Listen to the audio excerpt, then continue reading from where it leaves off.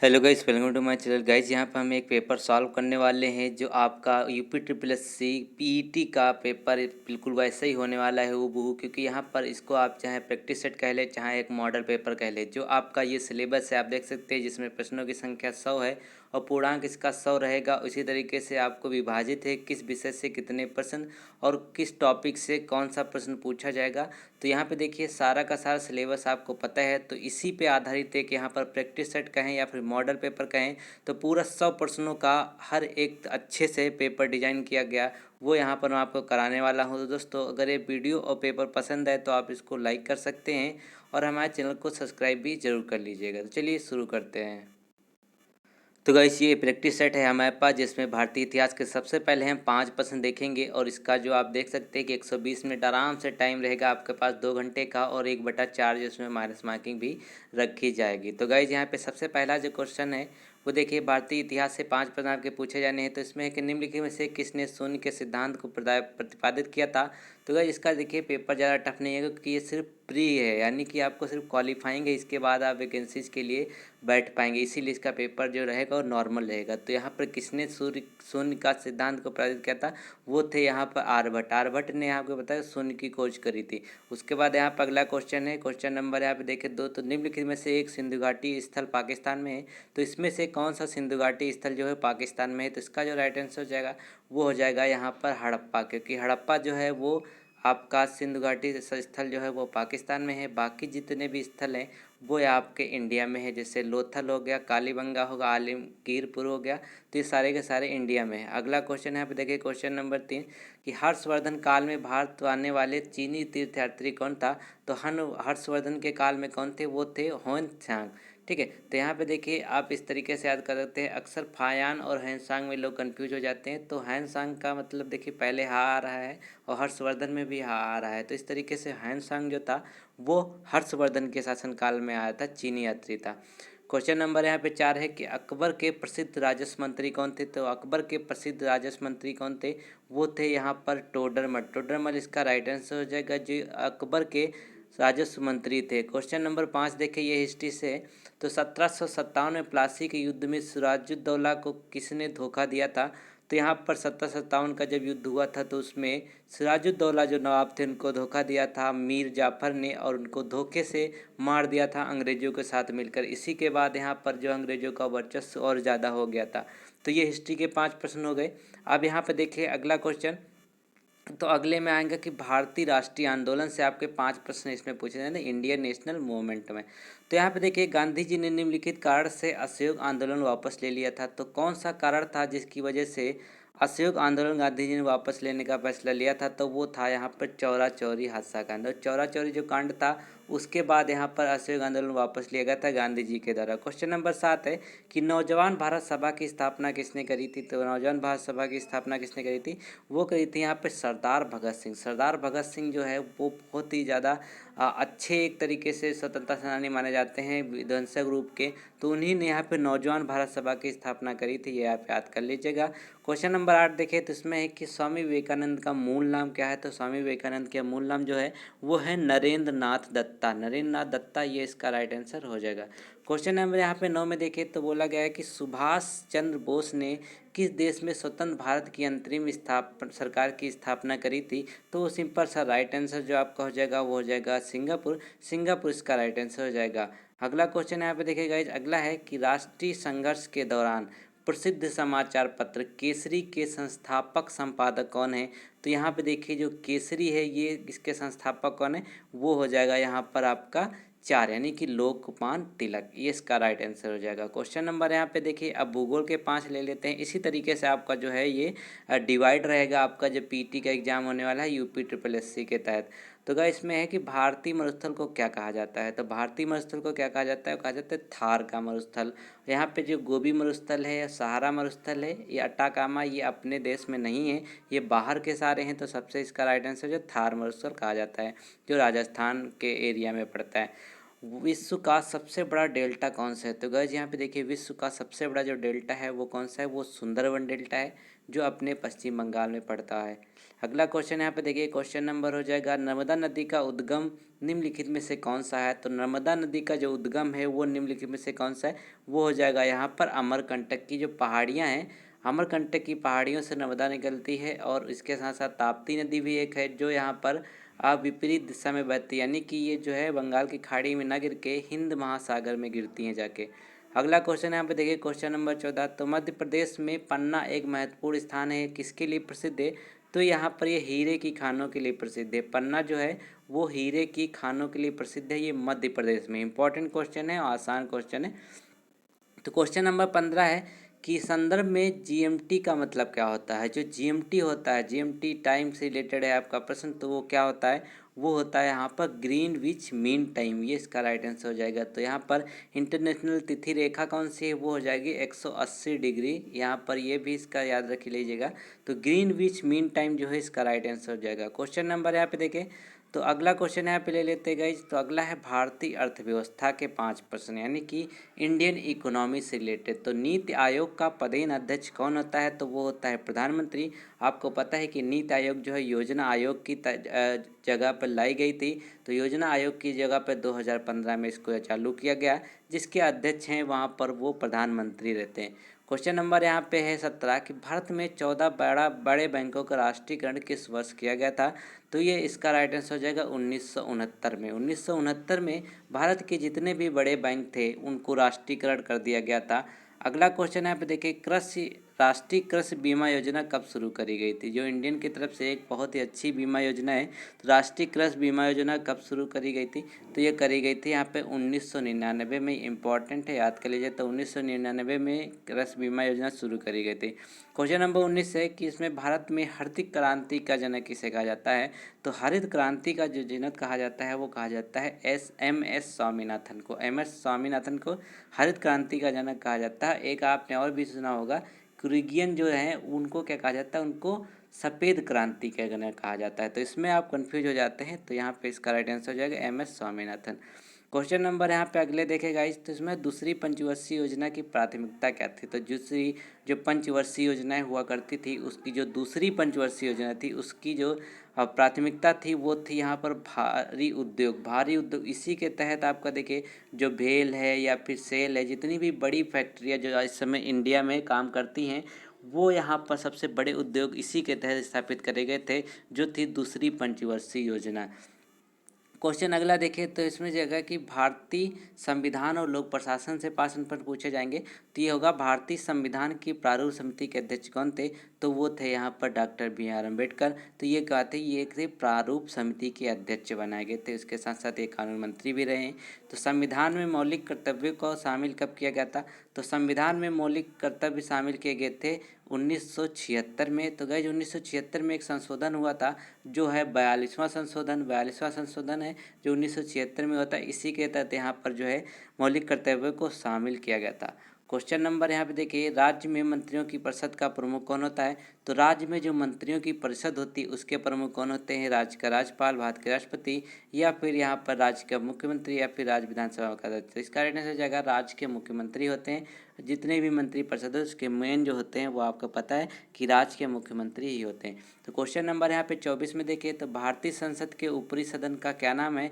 तो यहाँ पे देखिए भारतीय संसद के ऊपरी सदन जो कहते हैं किसको कहते हैं? तो ये तो आपको पता होगा कि राज्यसभा कहा जाता है। राज्यसभा जो होती है वो कभी भी भंग नहीं हो सकती है, और यहाँ पे लोकसभा जो है वो भंग हो जाती है जैसे ही आपकी सरकार गिरेगी, लेकिन राज्यसभा जो है भंग नहीं होती। बस इतनी तो रहती है कि 2/3 लोग जो होते हैं इसके सदस्य जो होते हैं वो हर साल रिटायर हो जाते हैं, 2/3 लोग। ये क्वेश्चन भी पूछा जाता है। क्वेश्चन नंबर यहाँ पे 25 में देखिए, तो बोला गया निम्नलिखित में से कौन सा एक पंचायती राज्य संस्थान नहीं है? तो इसमें से एक पंचायती राज संस्थान कौन सा नहीं है? ग्राम सभा, ग्राम पंचायत, ग्राम सहकारी समिति, या फिर न्याय पंचायत। तो इसका जो राइट आंसर हो जाएगा वो जाएगा ग्राम सहकारी समिति। तो ग्राम सहकारी समिति जो है वो इसका राइट आंसर हो जाएगा। क्वेश्चन नंबर यहाँ पे देखिए 26 में, तो हो जाएगा। अब यहाँ पे देखिए समान विज्ञान के 5% चले गए। देखिए पूरा बाकायदा कैटेगराइज करके यहाँ पर जिस तरीके से सिलेबस में दिया है उसी तरीके से हम आपको प्रश्न करा रहे हैं। तो जाएगा कि क्वेश्चन नंबर 26 में है रॉकेट किसके सिद्धांत पर काम करता है। तो रॉकेट किसके सिद्धांत पर काम करता है, तो वो हो जाएगा यहाँ पर जो कंजर्वेशन वाला नियम होता है, यानी कि जो पहला ऑप्शन है इसका तीसरा नियम, यानी कि जैसे कहते हैं कि जब आप किसी चीज़ को दीवार पे मारते हैं तो रिवाइंड होकर आपके पास आता है, तो ये तीसरा नियम कहलाता है न्यूटन का। यानी कि जो रिएक्शन होते हैं वो उल्टा होते हैं। ये इस तरीके से इसका राइट आंसर हो जाएगा। क्वेश्चन नंबर यहाँ पे 27 में देखें तो वाहन में पीछे से आने वाली वस्तुओं को देखने के लिए उपयोग करते हैं कौन सा यहाँ पर जो मिरर होता है उपयोग करते हैं, तो हो जाएगा उत्तल दर्पण। उत्तल दर्पण जो होता है वाहन में जो आपका जो आगे जो मिरर लगा होता है साइड मिरर, उसमें यहाँ पर उत्तल दर्पण का प्रयोग किया जाता है। इसी वजह से जो पीछे का ब्रॉड एरिया होता है वो आराम से आपको इस छोटे से शीशे में दिख जाता है। क्वेश्चन नंबर यहाँ पे 28 है कि पेट्रोलियम किसका मिश्रण है। तो पेट्रोलियम किसका मिश्रण है, वो हाइड्रोकार्बन का। तो आपको पता है कि हाइड्रोकार्बन जो होते हैं वो पेट्रोलियम इसका मिश्रण होता है। तो यहाँ पे जो देखिए 8 होता है, ऑक्टेट होता है, और यहाँ पे एक 7 होता है। तो यहाँ पर जो 8 वाला होता है ये बहुत अच्छा माना जाता है। क्वेश्चन नंबर यहाँ पे देखिए निम्नलिखित में से कौन सा जो बड़ा पक्षी जीवित पक्षी है। तो इसमें सबसे बड़ा पक्षी कौन सा है, वो हो जाएगा शुतुरमुर्ग। शुतुरमुर्ग जो है इसके अंडे को जो है दुनिया की सबसे बड़ी सेल भी कहा जाता है, और यहाँ पे जो शुतुरमुर्ग है वो सबसे बड़ा जीवित पक्षी भी है। अगला क्वेश्चन यहाँ पे देखिए क्वेश्चन नंबर 30, तो हमारे शरीर में हड्डियों की कुल संख्या कितनी होती है। तो वो हो जाती है 206। ये हो जाती है हमारे शरीर में कुल हड्डियों की संख्या। तो यहाँ पे देखिए कभी कोई क्वेश्चन पूछता है कि बच्चों के शरीर में कितनी हड्डियाँ होती हैं, तो उस समय होती हैं लगभग 250 के ऊपर ही, क्योंकि यहाँ पर बाद में आगे चल के वो हड्डियाँ कुछ आपस में मिलकर जो 206 हड्डियाँ यहाँ पर बनाती हैं, ये हो जाएगा। इसी तरीके से आप बहुत सारी चीज़ें, जैसे हाथ में कितनी हड्डियाँ होती हैं, सर में कपाल में कितनी हड्डियाँ होती हैं, रीढ़ में पसलियाँ कितनी होती है, सारे जो क्वेश्चन इंपॉर्टेंट है सब याद करके जाइएगा। क्वेश्चन नंबर यहाँ पे देखिए अगला तो हो जाएगा ये प्रारंभिक अंक गणित का है। तो अंक गणित के यहाँ पर देखिए आपको हम पेपर सॉल्व कराते हैं। तो गाइस इसमें पूछा है कि 1 घंटा जो होता है 0.1 सेकंड में क्या होता है। तो सिंपल सा क्वेश्चन है आपको। यहाँ पे देखिए 1 घंटे में कितने आपके सेकंड होते हैं, वो 3600 होते हैं। अगर आप एक के नीचे यहाँ पे 3600 रख देते, इसी तरीके से इसका सॉल्यूशन है। तो यहाँ पर जब इसको सॉल्व करेंगे 1 घंटे का 3600 नीचे रख करके, तो आपका जो आंसर आ जाएगा वो हो जाएगा 0.0027। इसका राइट आंसर हो जाएगा। क्वेश्चन नंबर यहाँ पे अगला देखें तो ऐसे 32 जो है, एक फल विक्रेता के पास कुछ सेब हैं, 40% सेब बेचता है और अभी भी उसके पास जो है 420 सेब हैं। तो मूल रूप से उसके पास कितने सेब हैं। तो गाइस देखिए आसान सा क्वेश्चन है। 40% उसने बेच दिए हैं, तो उसके पास कितने बचे हैं, 60% बचे हैं। तो 60% जो बचे हैं वो किसके बराबर हैं, वो 420 के बराबर हैं। तो गाइस देखिए 60% 420 के बराबर है, तो आपको कुछ नहीं करना है, इंटू 100 करना है, और ये 60 जो है इसके नीचे रख देना है। इसी तरीके से आप इसको डिवाइड कर लेंगे, और डिवाइड करने के बाद जो आपका आंसर है वो 700 आ जाएगा। देखिए इसी तरीके से इन्होंने भी किया है, 420 इंटू 100/60, क्योंकि 60% 420 के बराबर, 40% उसने बेच ही दिया, जितना बचा है उतना ही पूछा गया था। तो क्वेश्चन नंबर अगला है यहाँ पर 33 का कि 64,009 का वर्गमूल है वो कितना है। तो गाइस इसको आप आराम से निकाल लेंगे, वर्गमूल निकालना है आपको। तो चाहे इसको आप भाग विधि से निकालें, या फिर आप इसको डायरेक्ट अगर आपको आता है तो आप इसको निकाल सकते हैं ऑप्शन से। टाइम ही टाइम है तो ऑप्शन से इसको आप कर सकते हैं। तो ये हो जाएगा यहाँ पर 253 इसका राइट आंसर। क्वेश्चन नंबर यहाँ पे देखिए 34 में है। तो इसमें बोला गया है कि 5a इज इक्वल टू 3125, और यहाँ पे ब्रैकेट में है 5a-3। तो इसको आप किस तरीके से सॉल्व करेंगे देखिए। तो यहाँ पे देखिए गाइस 5 की जो पावर है यहाँ पर 5 जो होती है वो होती है इसी के बराबर। 5 की पावर जो होती है किसके बराबर होती है, वो होती है 3, यानी कि ए की वैल्यू जो है यहाँ पर वो है 5। और इसी तरीके से यहाँ पर अगर ए की वैल्यू 5 है तो आप क्या करेंगे, इस ब्रैकेट में आपको ए की जगह 5 रख देंगे और -3 कर देंगे। तो आपका क्या आएगा, 5 की पावर 2 आ जाएगा। तो 5 की पावर 2 यहाँ पर कितना हो जाएगा, 5×25, यानी कि पहला आपका आंसर यहाँ पर राइट आंसर हो जाएगा। क्वेश्चन नंबर यहाँ पे देखिए अगला। तो गाइस इसमें है कि एक किराने की दुकान की बिक्री लगातार 5 महीने तक ₹6,435 और यहाँ पर ₹6,237 और इतने इतने इतने हुए हैं। तो छठवें महीने में उसकी कितनी बिक्री होनी चाहिए कि उसकी औसत बिक्री जो है ₹6500 हो जाए।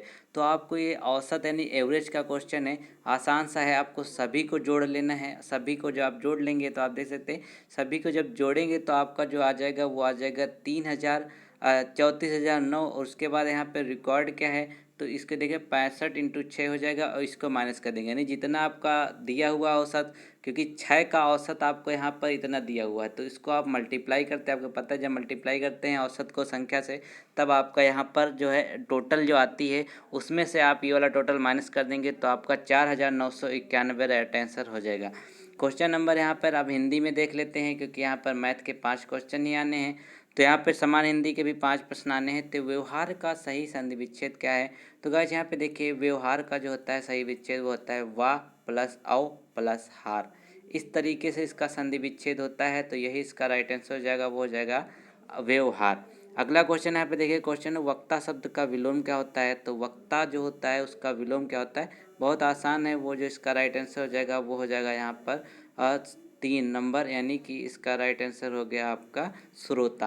क्वेश्चन नंबर यहाँ पे देखिए 38 में, रात में विचरण करने वाले प्राणी को क्या कहा जाता है? तो उनको कहा जाता है निशाचर। निशाचर कहते हैं नहीं घर में, अब यह निशाचर हो गया, सोना नहीं है। इसका मतलब होता है कि रात भर जो जगते हैं, रात भर जो आपको वहाँ पे विचरण करते हैं, चलते हैं, उनको कहते हैं निशाचर।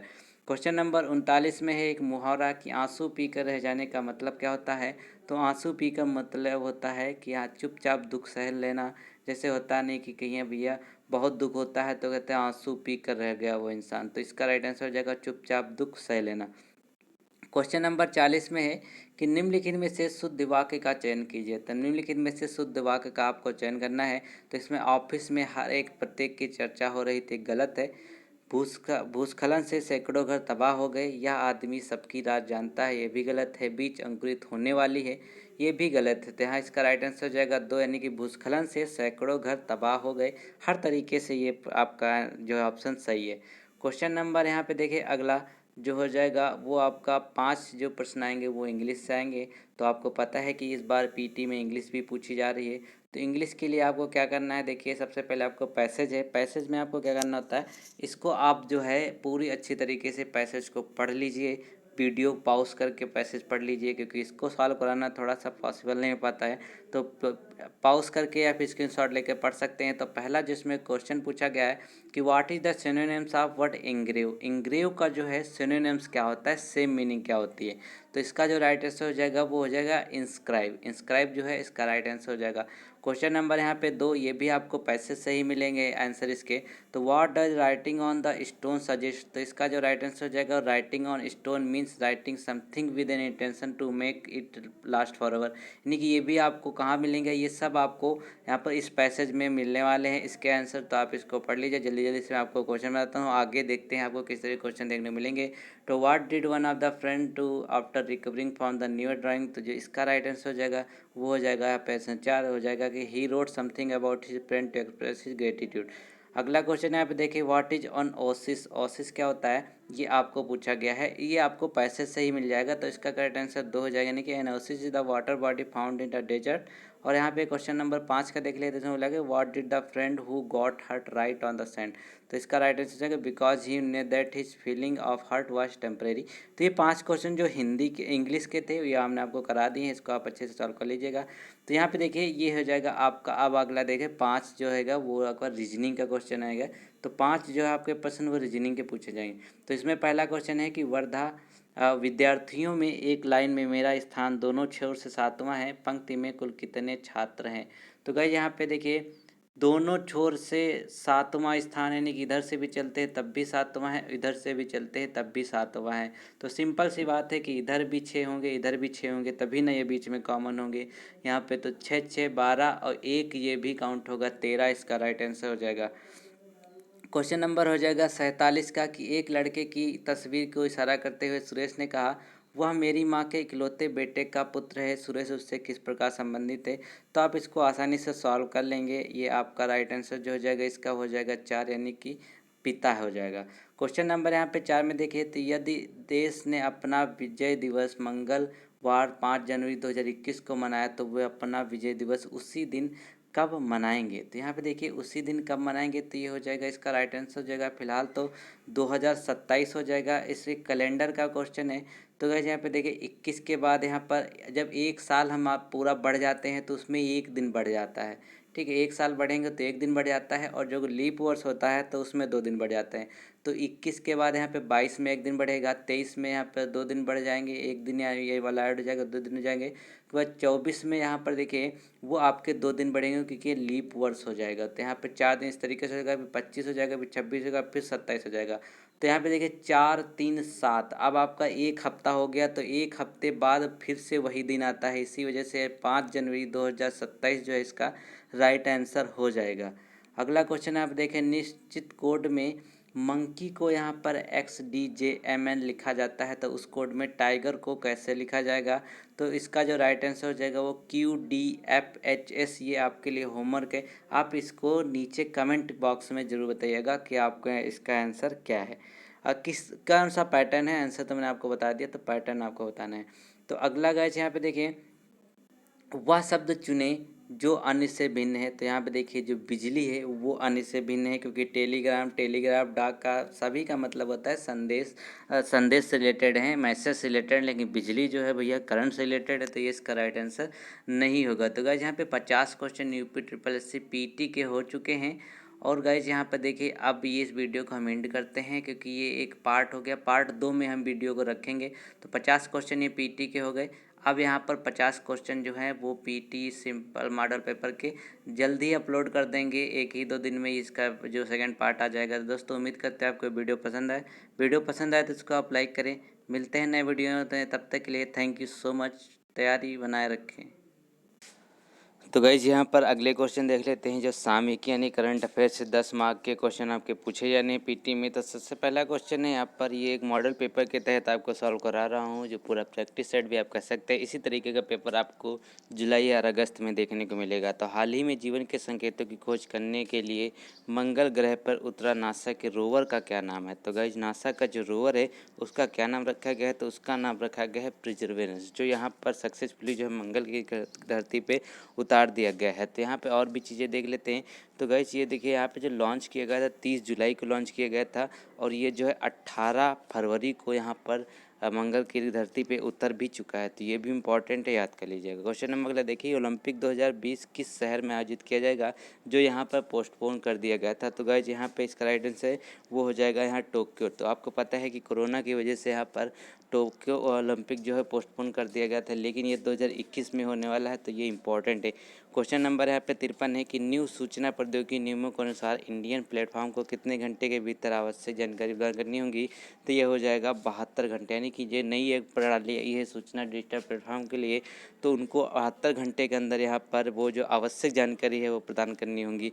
और उसके बाद यहाँ पे क्वेश्चन नंबर 54 में देखेंगे गाइस, तो ये हो जाएगा कि संयुक्त राज्य अमेरिका के नए राष्ट्रपति कौन बने हैं। तो आपको पता है कि अभी जो है जो बाइडेन है, और यहाँ पर उनकी एक सहयोगी हैं कमला हैरिस, जो यहाँ पर उपराष्ट्रपति बनी है, और ये जो है नए राष्ट्रपति बने हुए हैं जो बाइडेन। तो ये इसका राइट आंसर हो जाएगा। क्वेश्चन नंबर यहाँ पे 55 देखिए, तो कोविड-19 टीकाकरण का दूसरा चरण कब से शुरू हुआ है। तो कोविड-19 टीकाकरण का दूसरा चरण जो कब से शुरू हुआ, वो 1 मार्च से 2020 से चालू हो गया था। यहाँ पे एक जानकारी आपको देनी है कि टीकाकरण के लिए यहाँ पर देखिए आपका जो इम्पॉर्टेंट है वो रहेगा आपकी कोविशील्ड और कोवैक्सीन, क्योंकि ये दोनों अपने भारत में बनी वैक्सीन है, इसीलिए दोनों का नाम भी पूछा जा सकता है। अगला क्वेश्चन है, क्वेश्चन नंबर 56 में है कि 28 फरवरी 2021 को भारतीय अंतरिक्ष अनुसंधान के PSLV C51 या फिर अमेजोनिया ने मिशन को लॉन्च किया। अमेजोनिया एक किस देश का उपग्रह है। तो अमेजोनिया लॉन्च किया गया है।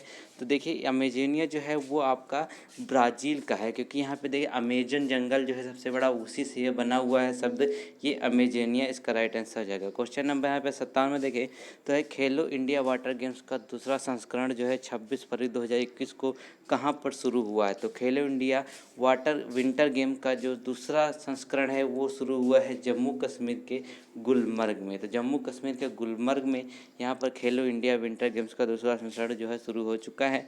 और यहाँ पे देखें क्वेश्चन नंबर 58 में है कि नदियों की इंटरलॉकिंग पर टास्क फोर्स ने 25 फरवरी 2021 को किन नदियों को जोड़ने की मंजूरी दी है। तो गाइस यहाँ पे जो नदियों जोड़ने का काम चल रहा है उसमें यहाँ पर महानदी और गोदावरी नदी को जोड़ा जाएगा इंटरलॉकिंग प्रोसेस के द्वारा, जो 25 फरवरी 2021 को यहाँ पर जो ऐलान कर दिया गया है। अगला क्वेश्चन है कि नरेंद्र मोदी स्टेडियम को पहले किस नाम से जाना जाता था। तो आपको पता है कि जो नरेंद्र मोदी स्टेडियम इसको पहले मोटेरा नाम से जाना जाता था, मोटेरा स्टेडियम, जो यहाँ पर गुजरात के अहमदाबाद में स्थित है। तो अब इसका नाम क्या हो गया, नरेंद्र मोदी स्टेडियम। अगला क्वेश्चन यहाँ पे देखें, तो भारत की पहली जलमग्न सुरंग कहाँ बनाई गई है। तो भारत की पहली जलमग्न सुरंग जो है मुंबई में बनाई जा रही है। ठीक है, ये इसका राइट आंसर हो जाएगा। मुंबई में पहली जलमग्न सुरंग यानी कि अंडर सील जो टनल है वो बनाई जा रही है। अब यहाँ पे देखिए क्वेश्चन नंबर यहाँ पे जो 61 रहेगा, ये आपका रहेगा समान जागरूकता, यानी कि जनरल अवेयरनेस के भी 10 प्रश्न आपको पूछे जाएंगे, ये भी आप देख लेते। तो भारत और पाकिस्तान के बीच सीमांकन किस रेखा के द्वारा किया जाता है। तो वो भारत और पाकिस्तान के बीच रहती है वो रेड क्लिफ रेखा रहती है। और आपको पता है कि जो बाकी 3 रेखाएं ये भी इंपॉर्टेंट है, तो इनको भी याद कर लीजिएगा।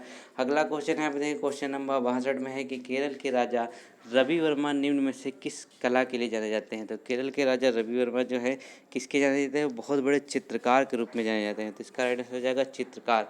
राजा रवि वर्मा किस लिए फेमस हैं, क्योंकि वो बहुत बड़े चित्रकार हैं। अगला क्वेश्चन हम देखें तो येन किस देश की मुद्रा है। तो गाइज यहाँ पे देखिए येन जो है वो आपकी जापान की मुद्रा है। तो इसका राइट आंसर हो जाएगा 2 जापान।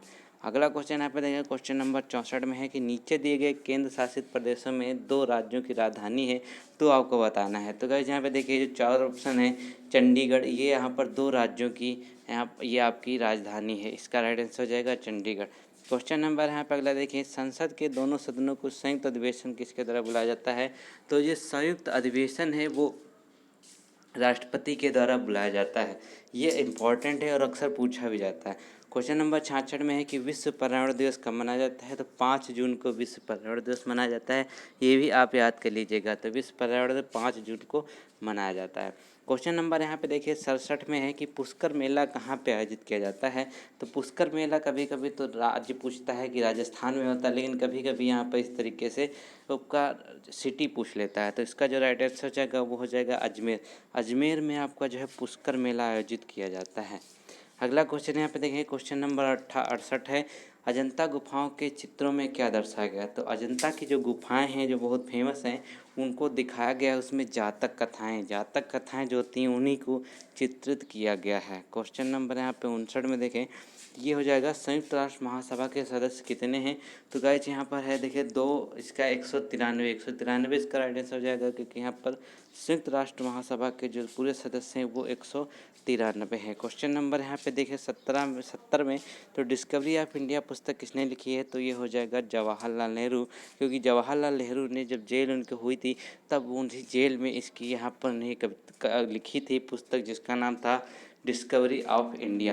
क्वेश्चन नंबर यहाँ पे 70 हो चुके हैं। अब यहाँ पे देखिए 30 क्वेश्चन और हैं। तो अगला जो क्वेश्चन रहेगा वो यहाँ पर रहेगा गद्यांश से, क्योंकि हिंदी के आपको पता है कि अपठित गद्यांश 2 आने हैं, उसमें एक विवेचन और विश्लेषण के लिए। तो 10 मार्क का ये आपका आना है UP triple PT practice set में। तो गाइज यहाँ पे देखिए ये पहला हमारे पास है, तो आप इसको कैसे सॉल्व करेंगे। इसको सॉल्व करने के लिए आप यहाँ पर इस वीडियो को पॉज करेंगे। पॉज करने के बाद आप पूरा पैराग्राफ को पढ़ेंगे। पैराग्राफ पढ़ने के बाद आपको यहाँ पर मैं यहाँ पर बताता हूँ कि किस तरह के क्वेश्चन में पूछे जाएंगे। तो इस दुनिया में कहा सुनी होती है, इस दुनिया का संकेत है। तो यह इसका राइट आंसर हो जाएगा 1, यानी कि गांव से शहर आ बसे हैं, ये आपका इसका राइट आंसर हो जाएगा।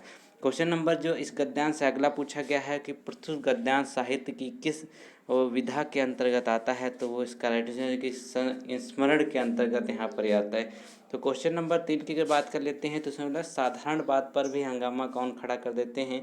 तो वो हो जाएगा अमीर किंतु असभ्य लोग। जो अमीर होते हैं लेकिन असभ्य होते हैं वो यहाँ पर हंगामा खड़ा कर देते हैं। तो ये कहाँ मिलेगा, ये सब आपको पैसेज में दिया हुआ है, इसके जो आपका पूरा है।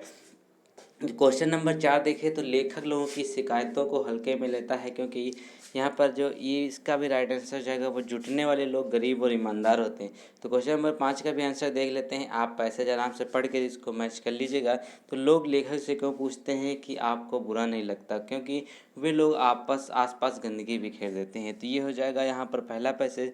यहाँ पे एक और अपठित गद्यांश पूछा जाने को, हिंदी के 2 अपठित गद्यांश आने हैं आपके एग्जाम में, जिसमें 2 गद्यांश है, ये वाला हो गया और आपको हमने करा दिया। तो इसको भी आप इसी तरीके से सॉल्व करेंगे कि वीडियो पॉज करके आप पूरा पढ़ लेंगे, फिर यहाँ पर पहले क्वेश्चन का जो आंसर दे देंगे। संसार को सौरभ देने का अर्थ होता है, क्या होता है? तो संसार को सौरभ देने का अर्थ होता है संसार को बेहतर बनाना। क्वेश्चन नंबर अगला है 2। यहाँ तो बोला गया गद्यांश में आदर्श विद्यार्थी के किन गुणों की चर्चा करी गई है? तो वो है आपका नियमावली का पालन, यानी कि जो बच्चे पंक्चुअल होते हैं, सिंसियर होते हैं, वही बात करी जा रही है। तो नियमावली का जो पालन है वो यहाँ पर कहा गया है। इसका राइट आंसर हो जाएगा 1। तो यहाँ पे गद्यांश से रिलेटेड तीसरा प्रश्न है, ये गद्यांश के आधार पर कहा जा सकता है कि यहाँ विद्यार्थी जीवन में व्यक्ति अनेक गुणों को धारण कर लेता है, ये इसका राइट आंसर हो जाएगा।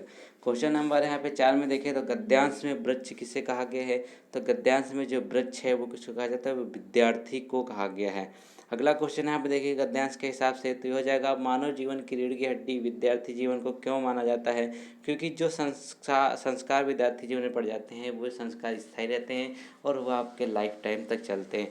तो यहाँ पे ये हो गया क्वेश्चन नंबर। यहाँ पर देखिए मैंने आपको 80 करा दी है। तो 81 से 90 के बीच आपको ग्राफ की व्याख्या विश्लेषण, जैसे होता है कि यूपी ट्रिपल एस सी का जो पीटी का सिलेबस है इसमें ग्राफ और आपका पैसा ज़्यादा पूछा जाता है ताकि सभी लोग आसानी से इसको क्वालिफाई कर पाए। तो यहाँ पे जो पहला ग्राफ है वो देख लेते हैं, ये मैथमेटिक्स का है। तो इसमें इस तरीके के ग्राफ देखने को मिलेंगे जिस तरीके आपको नॉर्मल एग्जाम में आते हैं। तो इस ग्राफ में नजर डालते हैं। तो जिसका जो पहला क्वेश्चन है बोला गया है कि आप 1998 में कंपनी जेड के उत्पादन में 1996 कंपनी वाई के बीच कितना अंतर है? तो जेड कंपनी आपको हरे से दर्शाया गया है और आपको यहाँ पर वाई कंपनी जो है रेड से दर्शाया गया है। तो यहाँ पे पूछा गया है कि आपको जेड के उत्पादन और कंपनी 1996 में वाई के बाद कितना अंतर है?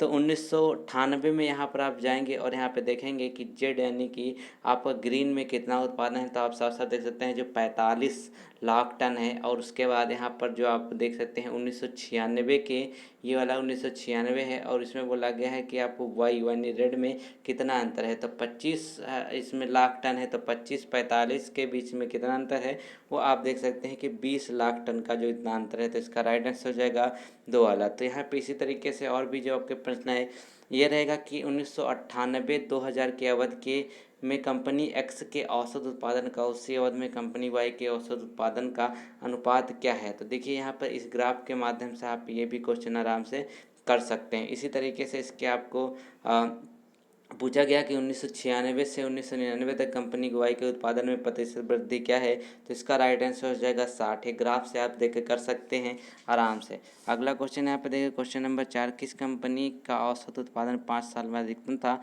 तो वो थी कंपनी एक्स और जेड। एक्स और जेड दोनों कंपनियों का जो उत्पादन है वो सबसे ज़्यादा था यहाँ पर। तो 5वें का आंसर भी देख लेते हैं जल्दी से।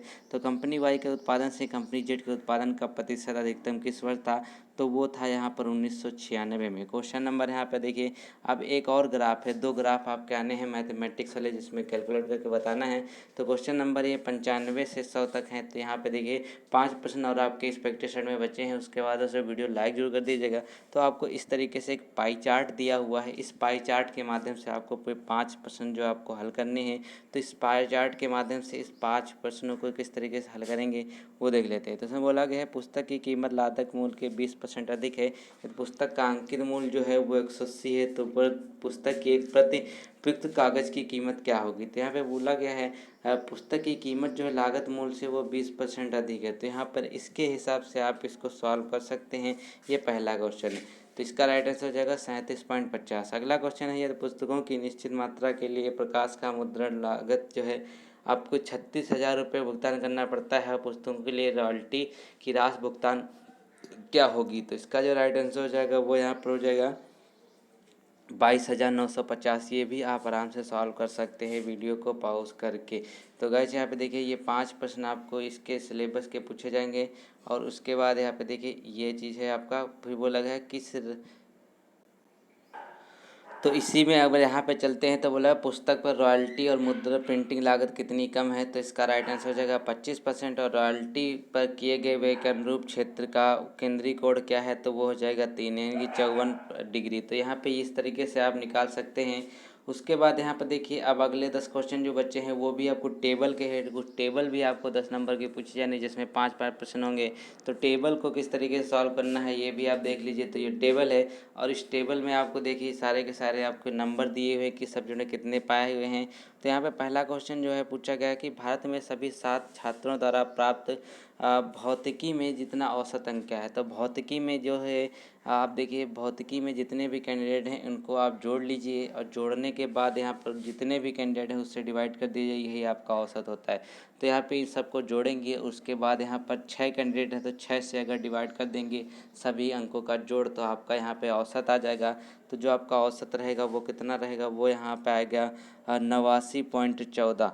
उसके बाद यहाँ पे सभी विषयों में 60% या उससे अधिक अंक प्राप्त करने वाली छात्रों की संख्या कितनी है।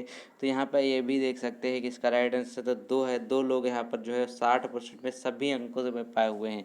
तो आपको इस टेबल में देखना पड़ेगा कि कितने विद्यार्थी हैं जो 60% से ज़्यादा अंक हर विषय में इन्होंने पाया हुआ है। तो ये आप इसमें देख सकते हैं। तो क्वेश्चन नंबर यहाँ पे अगला देखें तो है एक सभी 6 विषयों में सजल द्वारा प्राप्त अंकों का कुल योग क्या है। तो सजल जो हैं इनको आप आसानी से कर सकते हैं, जैसे सजल है तो सजल का जो है यहाँ पे पूरा आपको काउंट कर लेना है। ठीक है, 90, 60, 70, 70, 90, 70। तो ये पूरा अगर काउंट करेंगे तो आप देखेंगे इसका आंसर आपको आराम से 449 मिल जाएगा। तो क्वेश्चन नंबर यहाँ पे अगला देखिए क्वेश्चन नंबर 4। तो किस विषय में कुल प्रतिष्ठित सर्वश्रेष्ठ है। तो यहाँ पे देखिए वो हो जाएंगे यहाँ पर मैथमेटिक्स सबसे ज़्यादा नंबर सभी के हैं। यहाँ पर प्रतिशत जो है बहुत अच्छा है सभी का। और तरुण का जो है कुल कितना प्रतिशत है तो उसमें भी सारे अंकों को काउंट कर लेना है, फिर पूर्णांक देखना है कितने का है, बस आपको आपका जो है परसेंटेज वो निकल आएगा। तो इसका राइट आंसर हो जाएगा 3 यानी कि 60%। इसी तरीके से यहाँ पर गाइस एक और टेबल है आपको जो मेल और फीमेल करके दिया हुआ है, कुछ रेशियो गरीबी रेखा से नीचे जनसंख्या प्रतिशत वाले का, इसके भी 5% है। आप इसको आराम से सॉल्व कर सकते हैं। तो PDF आपको जो है नीचे डाउनलोड करने को मिल जाएगी ऑप्शन। तो मिलते हैं नए वीडियो में, तब तक के लिए दोस्तों मैंने आपको 100 के 100 क्वेश्चन कराए हैं। फिलहाल आपको यहाँ पे पाई चार्ट और टेबल कराना पॉसिबल नहीं हो पा रहा है फ़ोन के माध्यम से। तो उम्मीद करते हैं आपको वीडियो पसंद आया होगा। वीडियो पसंद आए तो उसको लाइक करें। Thank you so much.